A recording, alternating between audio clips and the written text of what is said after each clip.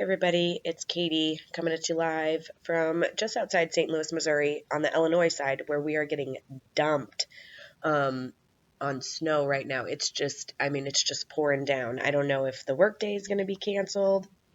That would be nice.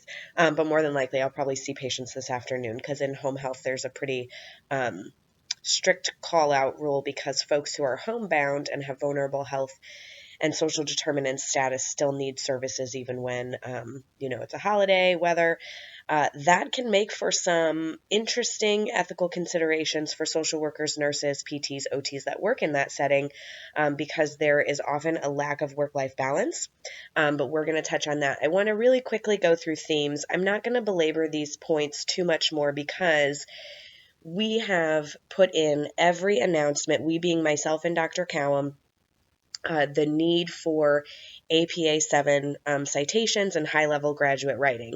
I have included that feedback on every single assignment in text and video format. I included that feedback in last week's announcements, and it's coming at you here. So please, please, please take this seriously, integrate this feedback. Use APA 7 citations and an APA reference page. If not, next week we will start deducting points on every assignment. So some of you did really well at integrating this feedback from last week and turned in assignments that journals and discussion boards were written in high quality graduate writing, no grammatical errors, APA 7, APA reference page, and it was golden. Many of you did not.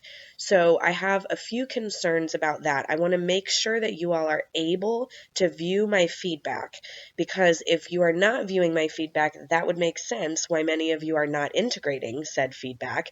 That will be important as we go on, and I also included in text in the announcements how important that is to integrate feedback during your internships and when you're in your licensing journey, and just in general. We as professionals, graduate students, we're critiqued on our work, and we work with vulnerable individuals, and we don't many of us are not just well equipped to enter the field and be practicing 100% ethical social work with great micro skills all the time and managing our transference and countertransference super well.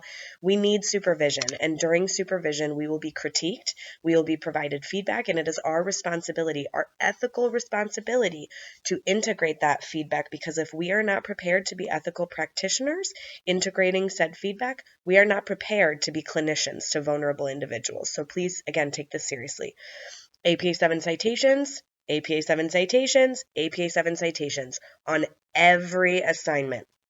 That includes a lack of use of first-person knowledge. Please bear in mind that when you're writing, it is implied that you are the speaker. It is the same to say, I believe that blah, blah, blah, or to just say blah, blah, blah. So, according to the scholars on strength-based practice, parentheses citation, strength-based practice is defined or characterized as blank. And so just keep in mind that if the assignment is asking you to be self-reflective, then it may be appropriate to use first person, but in most instances, you can eliminate the use of first person entirely, and it takes absolutely nothing away. In fact, it increases the quality of writing because it takes it out of I'm not sure how to articulate that right now, but when you take it out of first person, it does the professionalism of how it reads significantly improves. So that's why APA 7 takes away first person voice. So if any of you cannot view my feedback, don't know where to find it, are super confused by me saying that I've given adequate feedback, and you're like, I never heard from Katie, please email me. It may just be technical issues or just showing you how to navigate Canvas to make sure that you know exactly where I'm putting my comments, and I'm totally happy to do that. We can have a phone call, we can have a Zoom call related to reaching out to me for support. A few of you are dealing with some pretty intense extenuating circumstances, and a lot of you are parents, working full-time, doing your internships, etc. We are pretty strict on deadlines in this course. However, there are things that are highly more important than school.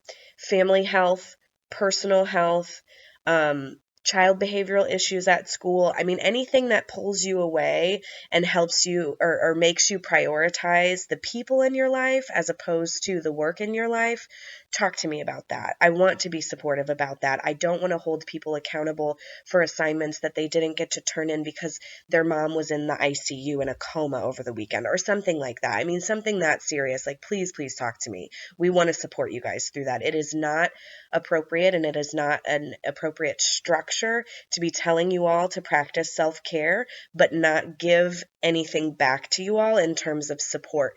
So if you communicate with us, we will work with you. If you don't communicate with us, we have to hold you accountable to what the syllabus says in order to be consistent and fair. And that says that all late work is 10% deduction per day. And that is a pretty intense point deduction when you're only talking about like a 10-point assignment or something like that. So again, please talk to me about those things. I included a weekly mindfulness activity. And then I briefly wanted to touch on just some thoughts that I had churning about the use of authentic self in the public and private sphere and how social media has really changed, or how do I say, like, integrated our personal and professional selves. We are out there, most of us, on social media. We might present differently on social media than we do professionally.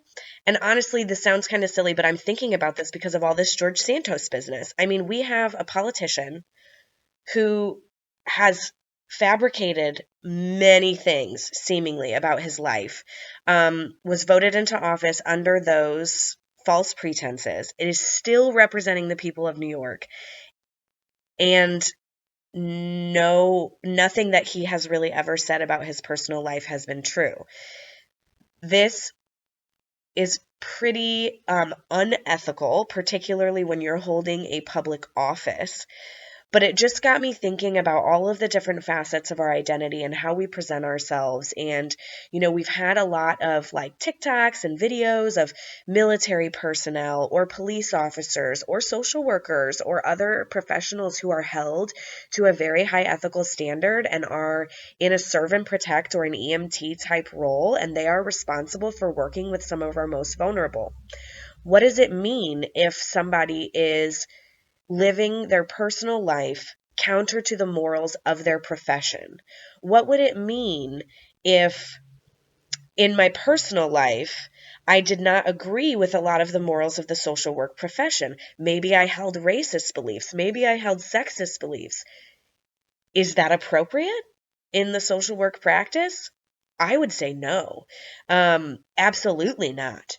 And so just to kind of think about the use of authentic self. And also, there can be different uses of authentic self with different populations in different settings. And part of that can be linked to safety. So, for instance, when I worked with sex trafficked youth, there was a constant fear about their pimps coming to the treatment center that the youth were at and trying to break them out. I mean, there were instances actually when that occurred, and the youth were almost like broken out or, kidnapped, if you will.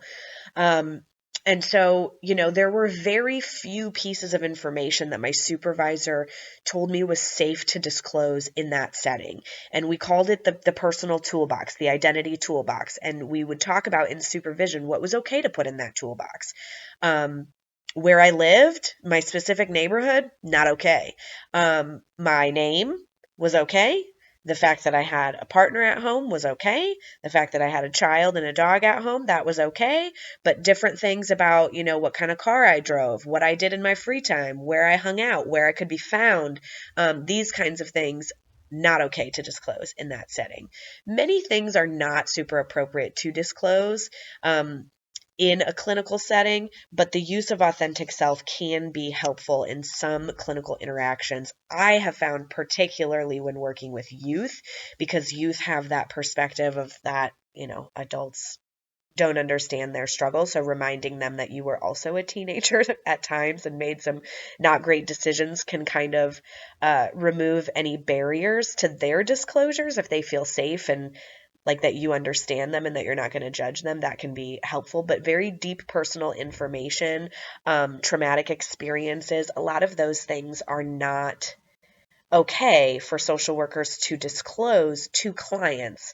And so think about authentic self, use of disclosures, and the difference between our ethical identities, or the difference between our personal and professional identities and how we present in the world, and whether or not that is an issue.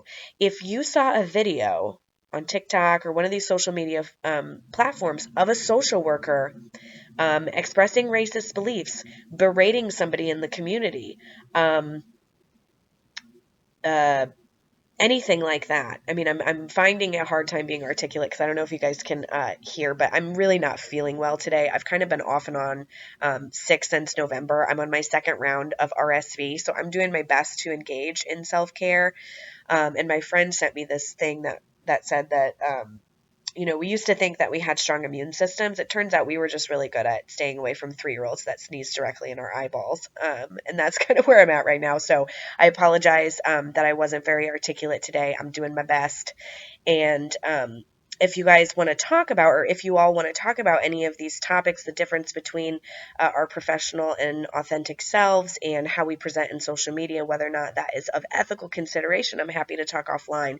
If any of you are watching these videos and you want to expand upon things, or again, give me examples from your internship or professional practice that have ethical considerations, please, please, please let me know. I would love to highlight some of your experiences. And this week I just kind of had ethical thought churnings because of this, political media stuff that we've been seeing about George Santos. But if you all have any transference, countertransference, anything you want to share, I can de-identify you and just say, somebody from the course. So I'm here to support you. Please get at me if you need anything. And I hope you all have a good week and be safe out there.